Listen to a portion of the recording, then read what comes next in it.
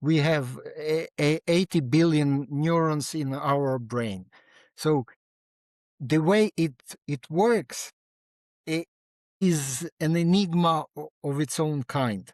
But there is a theory of 1,000 brains by Hawkins, and it says that those neurons in our neocortex, they are organized in mini columns, and we have like hundreds of thousands of columns in our cortex, and each column is performing the same operation, essentially.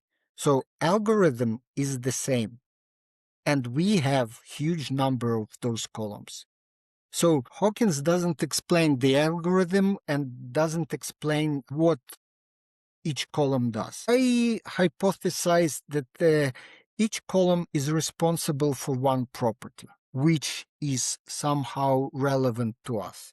Because even that huge number of columns is still limited. And we may come up with much more properties to use. And how that real estate in our neocortex is like spread to be used, allocated for each property, it probably depends on our human values. So, for instance, we want to know living things, that's why, and we want to differentiate faces, that's why it has a particular area in our brain. So basically, but the mechanism is simple: compare and select, like filter based on comparisons. And how this is connected when we work with particular domain and we have particular purposes, goals, and we know that the difference between this state and the desired state is this one, then we activate those particular columns which are responsible for that property.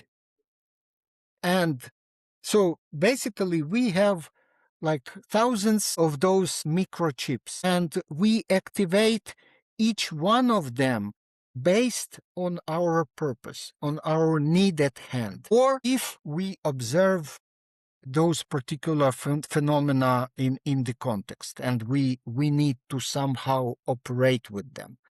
So it is a challenging task, no doubt, but it provides a good a good way to approach this difficult challenge.